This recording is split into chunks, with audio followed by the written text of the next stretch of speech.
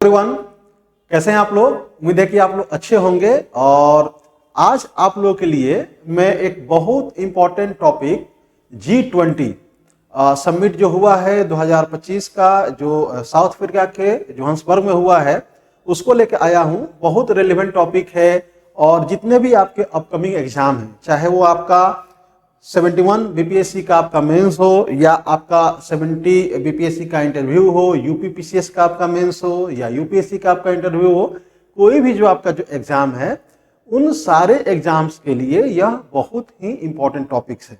ठीक है, तो आइए हम लोग G20 के बारे में बिना किसी देर के और हम लोग जानते हैं कि कौन कौन सा जो फैक्ट्स है वो हमारे एग्जाम के लिए इंपॉर्टेंट है। और मेंस में अगर यदि क्वेश्चन पूछा जाता है या इंटरव्यू में अगर इससे संबंधित क्वेश्चन पूछे जाते हैं, तो किन किन बिंदुओं का अगर हम वहाँ चर्चा करेंगे तो हमको बेहतरीन जो है वो नंबर हमको मिलेगा। ठीक है, तो चलिए आइए G20 के बारे में हम लोग जानते हैं। ठीक है, तो जैसा कि आप लोगों ने पढ़ा ही होगा कि जो G20 है वो आपके जो विश्व की प्रमुख अर्थव्यवस्थाएं हैं उनका एक संगठन है, राइट।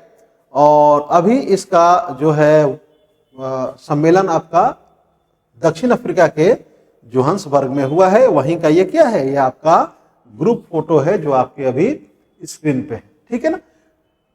सबसे पहले हम लोग G20 के पृष्ठभूमि के बारे में हम लोग जानेंगे कि G20 का निर्माण आखिर क्यों किया गया, और उसके बाद वर्तमान संदर्भ में जो है वो G20 को हम लोग देखेंगे। जो जोहान्सबर्ग में जो इसका भी समिट हुआ है, उसमें किन किन महत्वपूर्ण जो वहाँ की जो कौन कौन सी महत्वपूर्ण बिंदुएं हैं जो हमारे एग्जाम के लिए इंपॉर्टेंट है, उसको हम लोग देखते हैं। तो चलिए सबसे पहले हम लोग G20 के स्थापना की पृष्ठभूमि को देखते हैं कि इसकी जो स्थापना हुई है वो स्थापना हुई वर्ष 1999 में। क्या कारण था, क्यों G20 की स्थापना करनी पड़ी? तो जब इसके इतिहास में जाएंगे तो आप यह देखेंगे कि 1997-98 का जो एशियाई वित्त संकट था, जिसने यह स्पष्ट किया कि जो भी विश्व की प्रमुख जो उभरती हुई अर्थव्यवस्थाएं हैं उनके बीच एक कोऑर्डिनेशन होना चाहिए, उनके बीच एक परस्पर समन्वय होना चाहिए। ठीक है ना।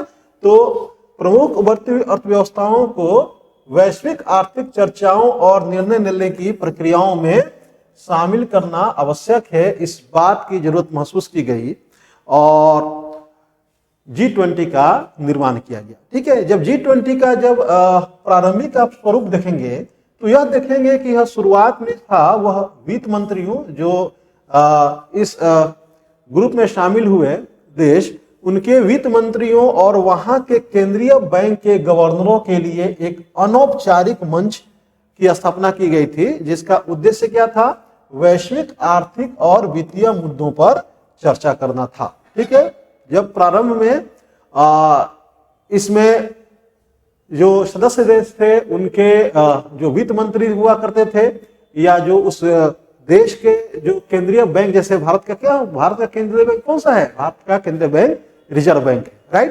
तो उसके जो गवर्नर हैं वो इसमें शामिल होते थे और ये जो है वो वैश्विक आर्थिक और वित्तीय मुद्दों पे क्या करते थे, चर्चा करते थे। इसके बाद जब आगे इसके बारे में देखते हैं कि आगे इस सम्मेलन को जो है वो उससे सर्वोच्च स्तर पर ले जाया गया। उसके पीछे कारण क्या था, कब लेके गया गया, 2008 में लेके जाया गया है ना, शिखर सम्मेलन के स्तर पर इसका उन्नयन किया गया। 2008 का क्या कारण था, तो आप सबने सब प्राइम संकट के बारे में पढ़ा होगा। ठीक है, तो 2007-09 के वैश्विक वित्तीय और आर्थिक संकट के चरम पर यह महसूस किया गया कि आवश्यक संकट समन्वय केवल उच्चतम राजनीतिक स्तर पर ही क्या है, संभव है। ठीक है, कि जो देश के जो शासनाध्यक्ष हैं, जो राष्ट्राध्यक्ष हैं, जो उच्चतम जो राजनीतिक स्तर है, उनके बीच जब तक कोऑर्डिनेशन नहीं होगा, उनके बीच जब तक बातचीत नहीं होगी, तब तक सिर्फ वित्त मंत्रियों के का सम्मेलन कराना या सदस्य देशों के केंद्रीय बैंकों के गवर्नर का सम्मेलन कराना ये उपयुक्त, ये पर्याप्त नहीं होगा। ठीक है, इस विश्व की अर्थव्यवस्थाओं का बेहतर तरीके से उन्नयन करने के लिए। तो इसलिए इसका एक नया स्वरूप लाया गया और नए स्वरूप में क्या किया गया कि जो भी G20 के जो सदस्य देश हैं ना, उनके राष्ट्राध्यक्षों या शासनाध्यक्षों के स्तर पर इस समिट को लेकर आया गया। ठीक है ना। महत्व इसका आप देखेंगे कि 2009 में इसे अंतर्राष्ट्रीय आर्थिक सहयोग के लिए एक प्रमुख मंच के रूप में नामित कर दिया गया। ठीक है, G20 को, राइट। तो इसी से आप समझ सकते हैं कि G20 की ये सब सारी की सारी पृष्ठभूमियां हैं। जब इसकी संरचना के बारे में आप देखेंगे और इसका जो प्रतिनिधित्व देखेंगे तो G20 में 19 देश हैं। ठीक है, 19 देश हैं जो अलग अलग महाद्वीपों के देश हैं। ठीक है, हर महाद्वीप की जो प्रमुख अर्थव्यवस्थाएं हैं वह G20 की क्या है, G20 की सदस्य है। इसमें आप देखेंगे कि आपका अर्जेंटीना है, ऑस्ट्रेलिया है, ब्राजील है, कनाडा है, चीन है, फ्रांस है, जर्मनी है, भारत है, इंडोनेशिया है, इटली है, जापान है, कोरिया गणराज्य है, मेक्सिको है, आपका रसिया है, सऊदी अरब है, दक्षिण अफ्रीका है, तुर्की है, यूनाइटेड किंगडम है और संयुक्त राज्य अमेरिका है।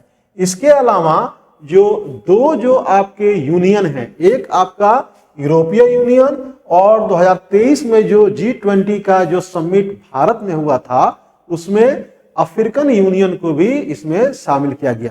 तो इस तरीके से कुल मिला के G20 में कितने आपके हो गए पार्टिसिपेट करने वाले हो गए, तो टोटल 21 हो गए भागीदार। ठीक है ना, राइट। 19 देश और 20वां आपका यूरोपीय यूनियन और आपका 21वां आपका अफ्रीकन यूनियन। ठीक है। G20 के 2023 में भारत की अध्यक्षता के दौरान अफ्रीकी संघ को G20 के अस्थायी सदस्य के रूप में क्या कर लिया गया है, शामिल कर लिया गया। ठीक है ना। इसका महत्व, G20 का महत्व आप इससे आप देखेंगे कि G20 के जो सदस्य हैं वो सामूहिक रूप से वैश्विक सकल घरेलू उत्पाद का 80% से अधिक और अंतर्राष्ट्रीय व्यापार का 75% और इसके अलावा विश्व की लगभग 2/3 जनसंख्या का प्रतिनिधित्व करते हैं। इसी से आप G20 के महत्व को आप समझ सकते हैं कि वैश्विक परिप्रेक्ष्य में इस संगठन का कितना व्यापक महत्व है। यह 80% जो है वह GDP, 75% जो है वो आपका जो इंटरनेशनल ट्रेड है और इसके अलावा पूरे विश्व की 2/3 जनसंख्या को अपने अंदर समाहित किए हुए हैं, राइट। दूसरे अर्थों में जो इसके सदस्य देश हैं उनकी जो है ये आपके आंकड़े हैं, राइट, मिला के। तो ये आपका इसका संरचना हो गया और इसके जो प्रतिनिधि हैं वो हो गए। ठीक है। G20 का कोई भी अस्थायी सचिवालय या मुख्यालय नहीं है। जैसे आप देख रहे होंगे कि यूएनओ का क्या है, यूएनओ का एक मुख्यालय है, राइट। आपका सार्क का क्या है, सार्क का आपका मुख्यालय है, राइट। वैसे G20 का कोई भी सचिवालय या मुख्यालय नहीं है और इसकी जो अध्यक्षता है वह प्रतिवर्ष सदस्य देशों के बीच सक्रिय रूप से घूमती रहती है ना। यानी कि जो भी सदस्य हैं वह एक साल के लिए इस संगठन का क्या होते हैं, इस संगठन का आपका अध्यक्षता आपका इसका करते हैं, राइट। ठीक है। तो यह आपका हो गया G20 का पृष्ठभूमि, उसकी संरचना, उसका प्रतिनिधित्व, ये सारी चीजें हो गई। ठीक है। अगर एक मैप के हिसाब से देखें तो आप आसानी से यह फाइंड आउट कर लेंगे कि G20 का महत्व इस वैश्विक परिप्रेक्ष्य में कितना है। ठीक है दोस्तों, आप सबको मेरी यह सलाह होगी कि कोई भी अगर आप करंट का कोई भी टॉपिक्स पढ़ रहे हैं या कोई भी अंतर्राष्ट्रीय अगर एक मुद्दा आप पढ़ रहे हैं तो आप वर्ल्ड मैप को जरूर ध्यान में रखिए। अगर एक वर्ल्ड मैप को अगर आप ध्यान में रखते हैं तो आप आंसर बहुत बेहतरीन लिखेंगे। क्यों? क्योंकि जब विश्व का राजनीतिक और प्राकृतिक मैप अगर आपके सामने होगा तो स्पष्टता जो समस्याएं हैं, उनका परिणाम, उनके निदान का उपाय, ये आपको क्या होगा, ये आपको रिफ्लेक्ट करेगा, राइट। ठीक है। तो इसलिए मैप को आप बिल्कुल सामने रखें। अब देखिए ये आपके G20 का जो है वो आपका सदस्य देश जो हैं वो कौन कौन से हैं। तो अगर आप उत्तरी अमेरिका में देखेंगे तो ये आपका कनाडा है, यूनाइटेड स्टेट है, नीचे आपका मेक्सिको है, दक्षिण अमेरिका में आपका ब्राजील है, अर्जेंटीना है। ठीक है। यूरोप में देखेंगे तो आपका यूरोपीय यूनियन है, जर्मनी है, यूनाइटेड किंगडम है, फ्रांस है, इटली है, तुर्की है। मध्य एशिया में आप आइए तो आपका सऊदी अरबिया है। अफ्रीका में आप आइए तो अफ्रीकन यूनियन है, साउथ अफ्रीका है, इधर आपका रसिया है, चाइना है, इंडिया है, जापान है, रिपब्लिक ऑफ कोरिया है, इंडोनेशिया है और ऑस्ट्रेलिया है। ठीक है, देख रहे हैं ना, हर महाद्वीप की जो प्रमुख जो अर्थव्यवस्थाएं हैं या इस G20 के क्या हैं, आपके सदस्य हैं, मेंबर हैं। तो अब इन जो सदस्य जो देश हैं उनका जब आप मानचित्र पे जब आप लोकेशन देखेंगे तो आपको स्पष्ट रूप से यह समझ में आ जाएगा कि आखिर इस संगठन का उद्देश्य क्या होगा, इसमें मुद्दे क्या होंगे, विवाद के कौन कौन से पहलू होंगे, परिणाम इसके क्या हो सकते हैं, समस्याओं के निदान के लिए किन किन बिंदुओं पर चर्चा की जाती होगी, ये सब कुछ आपके सामने स्पष्ट हो जाएगा। राइट। अब देखिए, अगर यदि इस मैप को देखें तो क्या इनका उद्देश्य क्या हो सकता है बताइए। तो सबसे पहला तो इनका उद्देश्य यह हो सकता है कि जो है वो किस तरीके से इन अर्थव्यवस्थाओं के बीच सामंजस्य स्थापित किया जाए, संबंध स्थापित किया जाए, ताकि विश्व में आर्थिक विकास हो सके। आई बात समझ में? ठीक है, ये इसका उद्देश्य रहा होगा। अब देखिए कि जो इसका जो कार्य क्षेत्र है उसका विस्तार आखिर किन किन डायमेंशन में हुआ होगा, किन किन क्षेत्रों में हुआ होगा। तो अब देखिए, जब आर्थिक गतिविधियों का जब हम ये करेंगे, ध्यान करेंगे या आर्थिक जब गतिविधियों में जब संबंध को हम सुधारेंगे तो क्या क्या और समस्याएं पैदा होगी। पहला आपका जलवायु परिवर्तन, जलवायु की समस्याएं, जलवायु परिवर्तन, ये इसका मुद्दा होगा। ठीक है। और क्या होगा, पर्यावरण, ये इसका मुद्दा होगा। और क्या होगा भाई, आतंकवाद, यह इसका मुद्दा होगा। ऊर्जा, यह इसका मुद्दा होगा। हेल्थ, यह इसका मुद्दा होगा। राइट। ठीक है। किस तरीके से जो आपके अमीर और जो गरीब जो देश हैं, यानी कि जो आपके विकसित और विकासशील देश जिसको ग्लोबल साउथ कहा गया है, उनके बीच कैसे अंतर को बांटे, यह इसका मुद्दा होगा। राइट। ठीक है। कैसे विकासशील देशों की अर्थव्यवस्थाओं को विकसित देशों की अर्थव्यवस्थाओं के समकक्ष लेके आए, यह इसका मुद्दा होगा। तो जब आप लोकेशन देखेंगे तो आपको स्पष्ट समझ में आ जाएगा कि कौन कौन से बिंदुएं G20 के चर्चा के केंद्र में रहती होंगी। ठीक है। तो देखते हैं इसका उद्देश्य और कार्यक्षेत्र क्या है। तो शुरुआत में G20 का ध्यान मुख्य रूप से कहां था, व्यापारिक समष्टि आर्थिक नीति पर था। ठीक है, जो अभी हम लोगों ने डिस्कस किया मैप देखकर।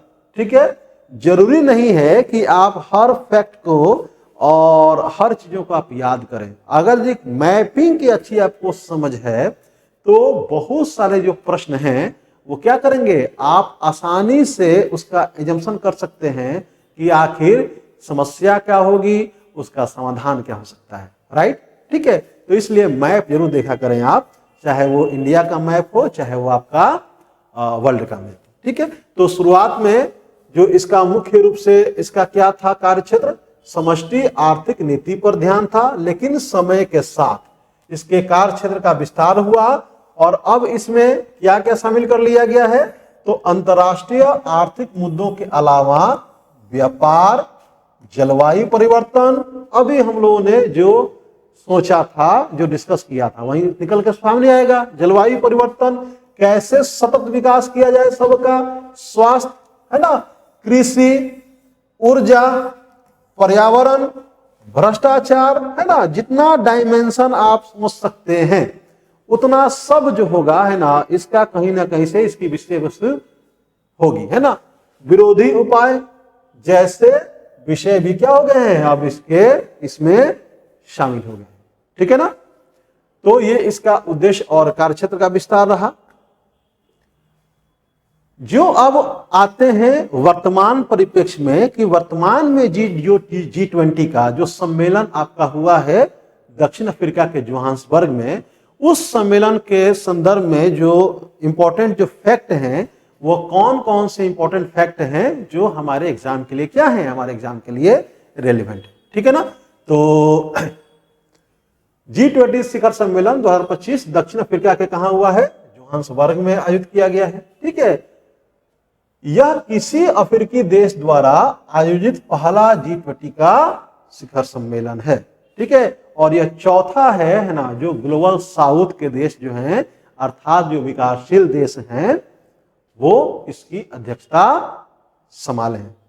वहां बैठिए, वहां पे सीट खाली है, जल्दी से बैठिए, एक तो आप लोग क्लास में लेट से आते हैं उसके बाद, ठीक है। तो अफ्रीकी देश द्वारा क्या हो गया है कि चौथी बार, अफ्रीकी देश नहीं सॉरी, पहला अफ्रीकी देश है दक्षिण अफ्रीका, जहां पे इस सम्मेलन का आयोजन किया गया है। और इसके अलावा क्या है कि यह ग्लोबल साउथ का यानी कि विकासशील देशों का यह चौथी बार कोई विकासशील देश जो है वो इसकी अध्यक्षता किया है, ठीक है। आगे इसका थीम क्या रहा है, तो इसका थीम रहा है एकजुटता, समानता, संधारणीयता यानी कि सस्टेनेबिलिटी रहा है इसका थीम, ठीक है। इसकी अध्यक्षता दक्षिण अफ्रीका ने की। तो जब दक्षिण अफ्रीका जब इसका अध्यक्षता किया है तो जाहिर सी बात है कि इस सम्मेलन में जो मुख्य फोकस होगा वो कहां होगा, वह अफ्रीकी देशों पे होगा, उनके विकास पे होगा, उनकी चुनौतियों पे, उनकी समस्याओं पे रहा होगा, ठीक है। तो इसकी अध्यक्षता दक्षिण अफ्रीका ने की, जिसका मुख्य फोकस ग्लोबल साउथ अर्थात विकासशील देशों के हितों और अफ्रीकी विकास प्राथमिकताओं पर रहा, ठीक है। संयुक्त राज्य अमेरिका ने इसका बहिष्कार किया है। अपने जो ट्रंप चचा हैं उन्होंने क्या किया, इस सम्मेलन का बहिष्कार किया कि हम नहीं जाएंगे। लेकिन उसके बाद भी क्या हुआ है, आपका जोहान्सबर्ग घोषणा पत्र को जारी किया गया है। यह इस सम्मेलन की एक बहुत बड़ी उपलब्धि मानी जा रही है। आ रही बात समझ में, ठीक है। तो ये इंपॉर्टेंट फैक्ट्स हैं G20 सम्मेलन के प्रमुख बिंदु और परिणाम, ठीक है। अब जैसा कि अभी मैंने आप लोगों को समझाया था कि अगर यदि आप मैप के माध्यम से अगर यदि इस मुद्दे को समझना चाहेंगे तो बिना कोई नोट्स पढ़े हुए आप जो है वो आसानी से समझ लेंगे कि इस सम्मेलन का क्या क्या रहा होगा चर्चा का बिंदु, राइट, ठीक है। तो आइए देखते हैं, ठीक है, क्या क्या रहा होगा। तो पहला रहा होगा ग्लोबल साउथ और अफ्रीका पे जोर। चलिए, अच्छा पहले यहाँ पे हम लोग सोचते हैं कि आखिर कौन कौन सा ऐसा चर्चा का बिंदु रहा होगा इस सम्मेलन में, ठीक है। तो पहला तो आपका यह निकल के आएगा सामने कि यह आपका अफ्रीका में हुआ है, तो कहीं ना कहीं से ग्लोबल साउथ और अफ्रीका का जो है अफ्रीका के मुद्दे फोकस में रहे होंगे इस सम्मेलन का, ठीक है। दूसरा क्या रहा होगा, दूसरा जलवायु और पर्यावरणीय पहल, क्योंकि जाहिर सी बात है कि जब आर्थिक गतिविधियों की बात की जाएगी तो कहीं ना कहीं से औद्योगिकरण की बात होगी, है ना। तो आपको ये पता है कि जो औद्योगिकरण है उसका ही कहीं ना कहीं से परिणाम क्या है, आपका ग्लोबल वार्मिंग है, जलवायु परिवर्तन है। तो जाहिर सी बात है कि जलवायु परिवर्तन के मुद्दे भी इस सम्मेलन के चर्चा के केंद्र बिंदु में रहे होंगे। इसके अलावा क्या होगा, इसके अलावा यह होगा कि जैसा कि मैंने आपको बताया अभी कुछ देर पहले कि जो है वो अमीर और गरीब जो देश हैं उनके बीच के जो खाई है, असमानता है, उनको पाटने का भी जो है वो मुद्दा जो होगा वो इस सम्मेलन का मुख्य बिंदु रहा होगा। यानी कि जो वैश्विक वित्तीय सुधार है यह भी इस सम्मेलन का प्रमुख बिंदु रहा होगा। और तकनीकी और सामाजिक क्षेत्रों में कैसे सामंजस्य स्थापित किया जाए, समानता स्थापित किया जाए, कैसे इन क्षेत्रों का डेवलपमेंट हो, यह भी क्या रहा होगा, यह भी इस सम्मेलन का महत्वपूर्ण बिंदु रहा होगा चर्चा का। राइट, तो आइए इसी पे हम लोग आगे बढ़ते हैं। तो सबसे पहले क्या है आपका ग्लोबल साउथ और अफ्रीका पर जोर। तो चूंकि अफ्रीका केंद्रित एजेंडा इसमें रहा होगा, क्यों भाई, क्योंकि अफ्रीका में हुआ है पहली बार अफ्रीकी महाद्वीप पर आयोजित होने के कारण विकासशील देशों और विशेष रूप से अफ्रीकी देशों की विकास प्राथमिकताओं को केंद्र में रखा गया। देखा आपने, अगर एक आपको मैप की, वर्ल्ड मैप की अगर आपको बेहतर समझ है तो आप आराम से फाइंड आउट कर लेंगे कि कौन कौन बिंदुओं पे चर्चा हुआ होगा। ठीक है, क्यों, क्योंकि मान लो कि जो भाई वहां पे जो प्रतिनिधि हैं या जो वहां पे नीति निर्माण करने वाले व्यक्ति हैं, वो कोई मंगल ग्रह से तो आए नहीं है, वो आपके हमारे जैसे क्या है, पृथ्वी के वासी हैं, मानव हैं। तो आप लोकेशन को ध्यान में रखें, तुरंत आप समस्या को फाइंड आउट कर लेंगे, उसके समाधान को भी फाइंड आउट कर लेंगे। राइट, ठीक है। तो पहला हो गया आपका अफ्रीका केंद्रित एजेंडा, दूसरा आपका हो गया समावेशी विकास, किसी को पीछे न छोड़ना। अभी हमने जिक्र किया कि समानता स्थापित किया जाए, किसी को पीछे न छोड़ना के सिद्धांत पर जोर देते हुए समावेशी और सतत आर्थिक विकास पर चर्चा हुई। देख रहे हैं ना, वही सारे बिंदु आएंगे जो अभी हम लोगों ने चर्चा किया है। दूसरा, जलवायु और पर्यावरण पहल। खुद से सोचेंगे आप, जो भी आप सोचेंगे वही देखेंगे इस चर्चा का बिंदु रहा है। जलवायु परिवर्तन और पर्यावरण पहल में जलवायु वित्त की बात की गई है। विकासशील देशों के लिए जलवायु वित्त की उपलब्धता बढ़ाने और हरित ऊर्जा में निवेश को बढ़ावा देने पर प्रतिबद्धता जताई गई है।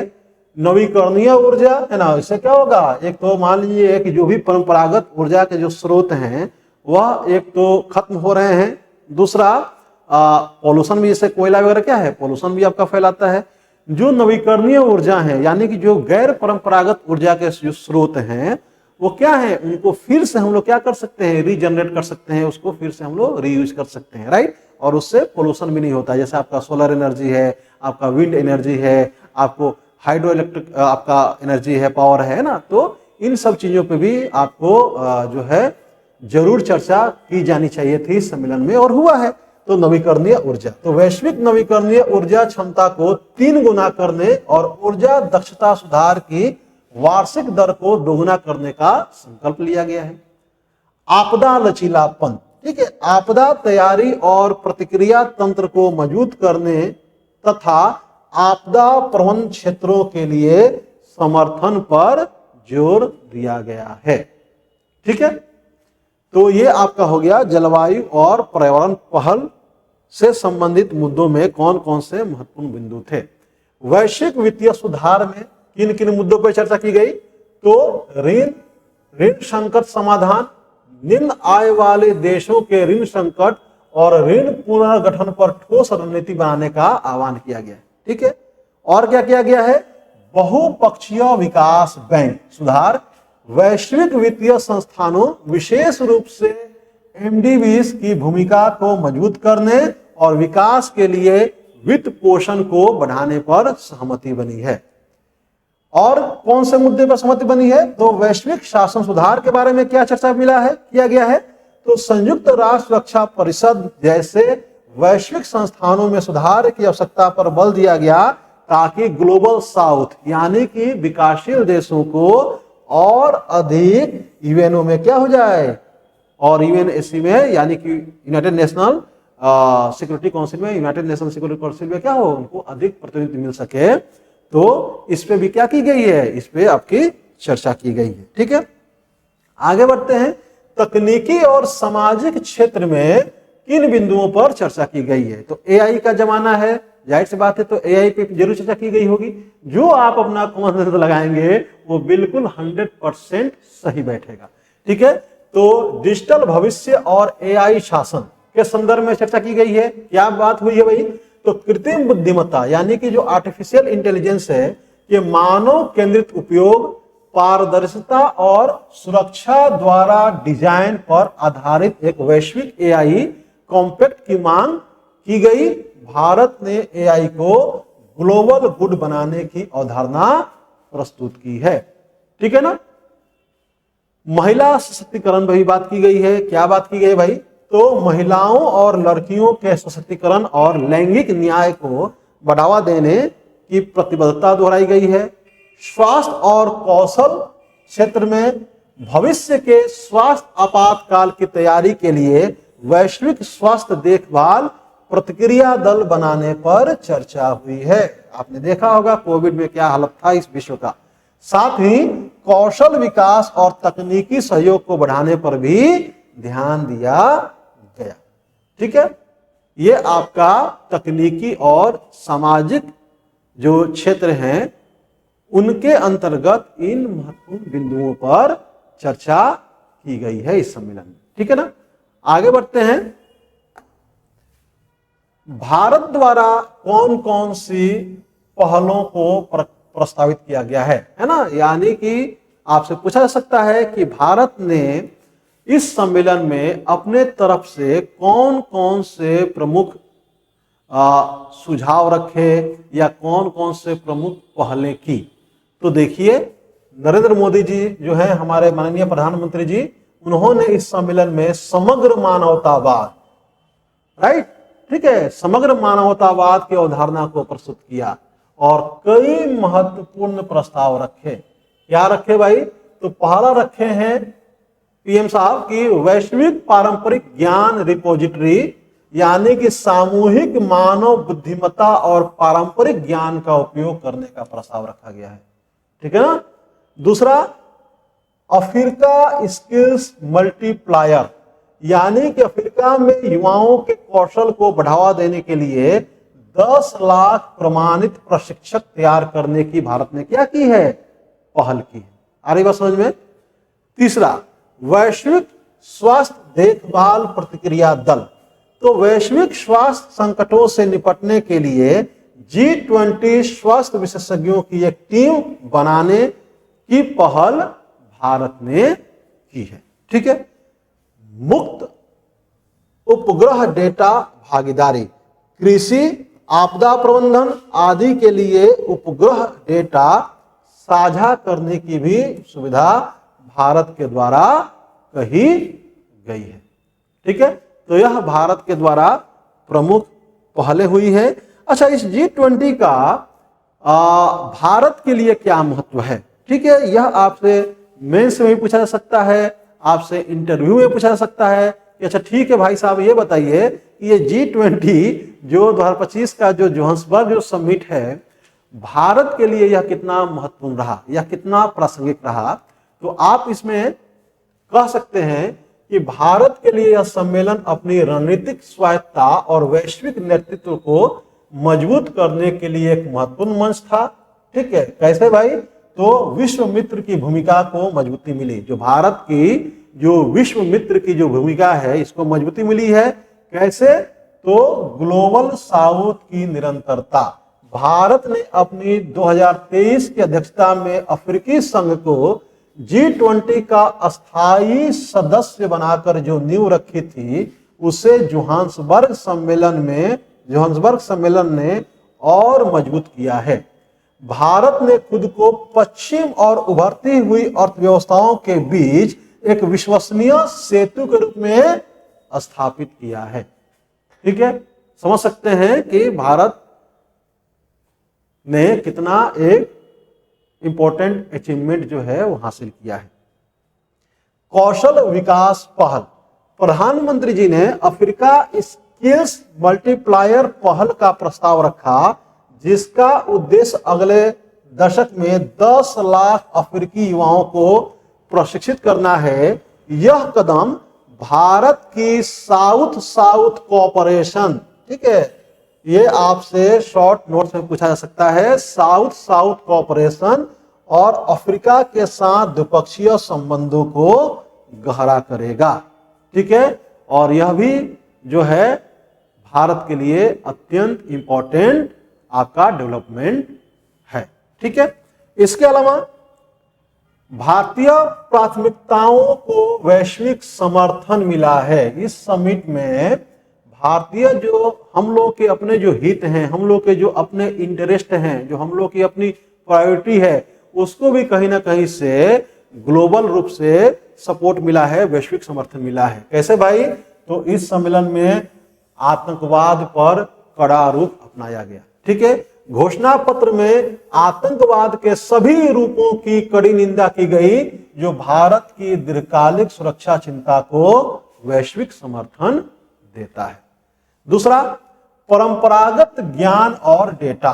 भारत द्वारा प्रस्तावित वैश्विक पारंपरिक ज्ञान रिपोजिटरी और G20 open satellite data partnership जैसे विचारों को घोषणा पत्र में स्थान मिला है। सोचिए कितना आज भारत का कितना जो है वो दबदबा आप कह सकते हैं, या क्या रुतबा हो गया है, ठीक है ना, वर्ल्ड में, जो भारत के सांस्कृतिक और तकनीकी विचारों को वैश्विक एजेंडा पर लाते हैं। ठीक है ना। जलवायु न्याय। भारत ने जलवायु वित्त पर विकसित देशों की प्रतिबद्धताओं को समयबद्ध तरीके से पूरा करने पर जोर दिया, जिससे विकासशील देशों को स्वच्छ ऊर्जा अपनाने में मदद मिलेगी। ठीक है, तो इन सब बिंदुओं से यह स्पष्ट समझ में आता है कि G20 समिट 2025 जो दक्षिण अफ्रीका के जोहान्सबर्ग में हुआ है, वह भारत के लिए भी अत्यंत इंपॉर्टेंट डेवलपमेंट है। यह बहुत ही प्रमुख जो है वो स्थान रखता है भारत के हितों की पूर्ति के लिए। ठीक है, तो आई होप कि आपको G20 समिट से संबंधित जो आपके एग्जाम के पॉइंट ऑफ व्यू से जो रेलिवेंट चीजें हैं उसको समझने में मदद मिली होगी। ठीक है, तो इस क्लास में इतना ही। उम्मीद है कि आपको यह क्लास अच्छी लगी होगी। कोई अगर आपके शिकायत हो, कोई सुझाव हो, तो आप कमेंट बॉक्स में जरूर कमेंट्स करेंगे। मिलते हैं हम लोग अगली क्लास में करंट अफेयर्स के कोई अलग मुद्दों को लेके। ठीक है, मेरी यह कोशिश है कि इस क्लास में, या आप कह सकते हैं इस क्लास के सीरीज में, हम लोग कम से कम 50 वैसे टॉपिक को हम लोग कर लें जहां से 71वीं बीपीएससी के मेंस में, या 17वीं बीपीएससी के इंटरव्यू में, या यूपी पीसीएस के मेंस इंटरव्यू में, या यूपीएससी के इंटरव्यू में आपसे क्वेश्चन पूछे जाएंगे। ठीक है, तो मेरी ये पूरी कोशिश है कि कम से कम एटलीस्ट 50 जो हैं वो ऐसे महत्वपूर्ण मैंने स्टार्ट किया है, उन टॉपिक्स पे जो है हम लोग डिस्कस कर लेते हैं। ठीक है, तो ऑनलाइन बच्चों के लिए कि जो भी इस चैनल पर नए होंगे वो चैनल को लाइक कर देंगे, शेयर कर देंगे, सब्सक्राइब कर देंगे, ताकि आने वाले जो वीडियो होंगे उनके नोटिफिकेशन आपको मिलते जाएंगे। ठीक है, तो चलिए मिलते हैं हम लोग अगली क्लास में। तब तक आप सबका बहुत बहुत धन्यवाद।